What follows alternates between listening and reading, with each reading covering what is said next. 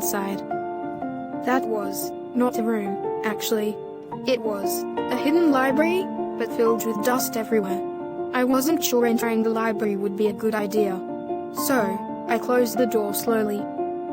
As I turned to head back to my room, suddenly Mom and Dad were standing behind me with anger in their eyes. I was stuck.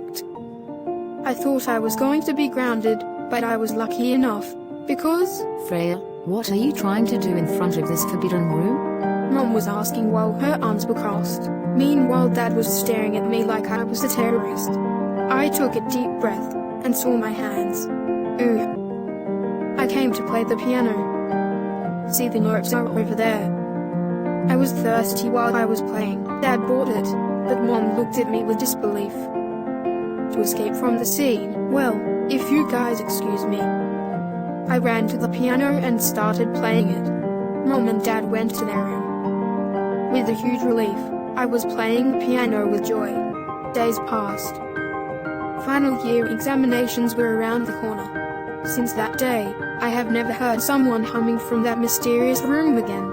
My friends, Jane, Jack, and June came to my house to study. We studied hard. We focused on our assignments and notes until one day, I heard someone humming nearer to my room. Not only me, my friends heard too. Your mother has a haunting voice, Freya. Jane told me casually, but I replied her immediately, no, Mom's not home. She went with Dad to the office. I sounded brave, but I wasn't. I could witness fear in Jane, Jack, and June's eyes. I got up from my chair. I told them the piano incident.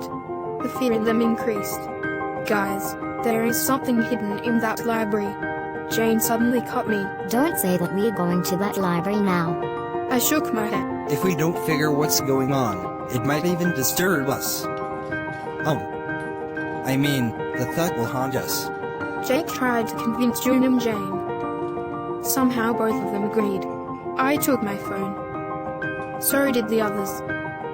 We went to the library. It was pitch dark.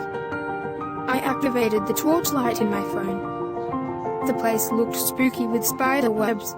I searched for the switch. Luckily, June found it. Finally, light overtook darkness. There were so many books, but every book had strange, unknown language printed on its cover. At the end of the room, there were steps heading downstairs. Jane and I went to discover downstairs as June and Jake refused to join us. There were even more bookshelves. Downstairs was filled with huge books. We went to see an unusual book popping out. It had a weird sign on the book. The cover was hard and old. I opened the book. The book produced too much light. We closed our eyes. I immediately closed the book, while covering my eyes with one hand. We ran back upstairs. Jake and June were opening similar book that we saw earlier. We wanted to stop them, but it was quite late. The shiny rays were too bright. I helped Jake to close the book. We sighed in relief. We should get out from here. My parents would be back in no time. I reminded them as I pointed my watch. We quickly hurried out and switched off the light. We sneaked back into my room as we heard the doorbell ringing. Mom and Dad were back home. Mom peeked in my room. At that moment, we were acting like we were calm and studying for our exams. Good job, kids. I am sure you guys will ace your exams. She left while giving compliments. To my horror, June brought a small book from that library.